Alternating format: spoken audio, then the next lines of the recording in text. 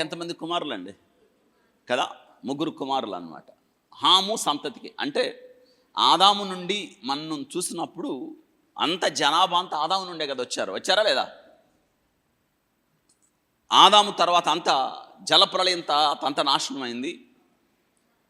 Noah కుటుంబం 3 కుమారులు, హాము, షెము, యాపేతు. మళ్ళీ జనాభా అంతా ఎవరి నుంచి వచ్చిన వాళ్ళు?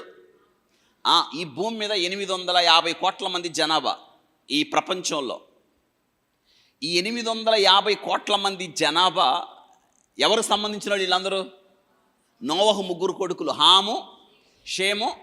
అంతే, అక్కడి నుంచి వచ్చిన వాళ్ళే. ఈ కులాలు, ఈ మతాలన్నీ ఎవరు పెట్టుకున్నారు? మేము ఉన్నతమైన కులం అంటారు ఒక్కొక్కళ్ళు. నాకేంటో అర్థం కాదు, ఏంటో ఆ ఉన్నతమైన కులం ఏంటో. అగ్రకులం అంటారు. ఏంటి అగ్రకులం? నాకు ఇప్పటికీ పెద్ద కన్ఫ్యూజన్ అది.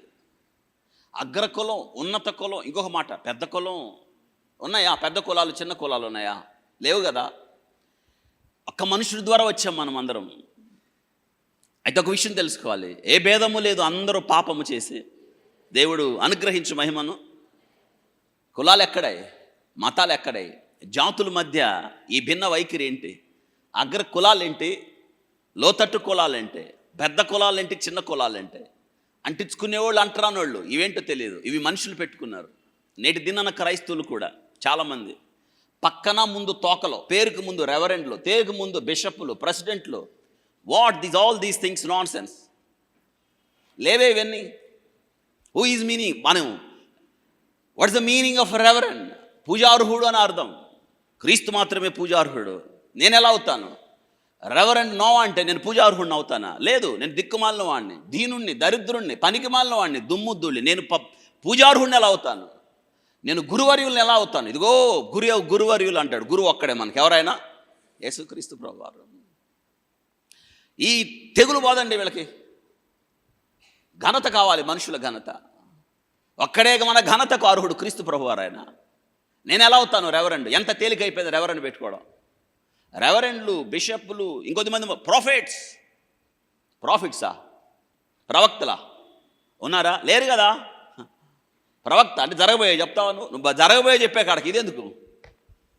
ఉపయోగం ఏంటి?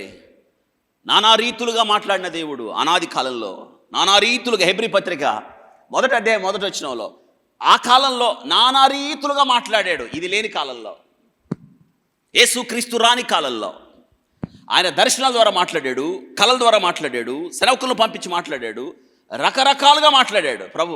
ఎప్పుడు? యేసుక్రీస్తు రానప్పుడు. యేసుక్రీస్తు వచ్చిన తర్వాత తన ప్రియ కుమారుడు యేసుక్రీస్తు ద్వారా మాట్లాడుతున్నాడు ఆయన. ఇంకా దర్శనాలని, కళలని, ప్రవచనాలని. మీ భక్తి జీవితాన్ని పాడు చేసుకోవద్దు, ఎవరంట పడద్దు. నీకు శ్రేష్టమైన పరిశుద్ధ గ్రంథం ఉంది, పఠింప శ్రేష్ఠ గ్రంథం. Go read. వాక్యం నీకు తెలుస్తుంది. దేవుడు వాక్యం ద్వారా మాట్లాడతాడు. ఒక మాట చదువుకుందామా? హెబ్రీ పత్రిక మీరు చూస్తే, హెబ్రీ పత్రికలో 11వ అధ్యాయం 1వ వచనం చూడండి. ఇంకా మోసపోవద్దు మీరు. మోసపోతున్న వాళ్ళకి చాలామందికి మీరు చెప్పాలి. హెబ్రీ పత్రిక 1వ అధ్యాయం 1వ వచనం చదువుకుందాం. హెబ్రీ పత్రిక 1వ అధ్యాయం 1వ వచనం. 11 కాదు, 1ది. పూర్వకాలమందు నానా సమయములలోనూ నానా విధములుగాను ప్రవక్తల ద్వారా మన పితరులతో మాట్లాడిన దేవుడు ఈ దినములు అంతమంది కుమారుడి ద్వారా మనతో. చాలు. ఈ దినములు అంతమంది ఎవరితో మాట్లాడతాడు? వాక్యము ద్వారా, కుమారుడు ద్వారా, యేసుక్రీస్తు ద్వారా. వింటున్నారా? ఈరోజు పేరుకు ముందు, పేరు తర్వాత మళ్ళీ వాళ్ళు ఏ కులం నుంచి వచ్చారో చెప్పడానికి. ఎందుకు? వీళ్ళు పలానా కులం అండి, ఆ పేరుకు చివర. అంటే నీలో గర్వం పోలేదు. ఎవరు చెప్పారు నీకు ఆ చివర పెట్టుకోమని? వాళ్ళు అనేది ఏంటో తెలుసా? మేము ఈ పేరు పెట్టుకోవడం ద్వారా చాలామంది ఆకర్షణలు అవుతారని. అలా ఎందుకు పెట్టుకున్నారో వాళ్ళ మనసాక్షికి తెలుసు. ఎక్కడ మారావు నువ్వు? మారలేదే. నువ్వు మారితే క్రీస్తునందు నువ్వు సహోదరుడివి. నువ్వు సహోదరులను. మనం సంఘమన ఆయన శరీరంలో క్రీస్తు శిరస్సు ఉన్నప్పుడు మనం ఎవరమంటే ఆయనలో అవయవాలం. మనం ఘనత ఆయనకే. రెవరెండా? ఎవరు చెప్పారు నువ్వు రెవరెండ్? నువ్వు పూజార్హుడువా? ఎలా అవుతావు? నువ్వు పాపిగా పుట్టావు, యేసు రక్తము ద్వారా విమోచించబడ్డావు. ఎవరు చెప్పారు నువ్వు పూజార్హుడు అని? ఒక్కడే రెవరెండ్. ఎవరండి ఆయన? ఆయన అర్హుడు. ఘనత దొంగిలిస్తున్నారు నేటి దినాన. ముందు పేరుకు ముందు ఒక తోక, పేరు తర్వాత మరొక తోక, 2 తోకలు. ఈ తోకలు పెట్టుకుని వీళ్ళు ఏడకి వెళ్తారు? క్రీస్తునందు మనం సహోదరులం. వింటున్నారా?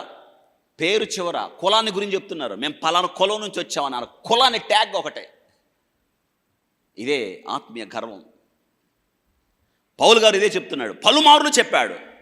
నేను 8వ దినాన సున్నతి చేయబడ్డాను, బెన్యామీను గోత్రం అన్నాడు, నేను పరిసయ్యుణ్ణి అన్నాడు, ఆసక్తి విషయం నేను సంఘమును హింసించేవాడని అన్నాడు. సరా, ఆయన 8వ దినాన సున్నతి చేయబడి ఇశ్రాయేలీల వంశం, బెన్యామీను గోత్రం. అసలు ఎంత గొప్ప వంశం తెలుసా వాళ్ళది. ఇంకో మాట అన్నాడు ఆయన, గమనీయులు పాదాలు యొద్ద ఏమి నేర్చుకున్నాడు?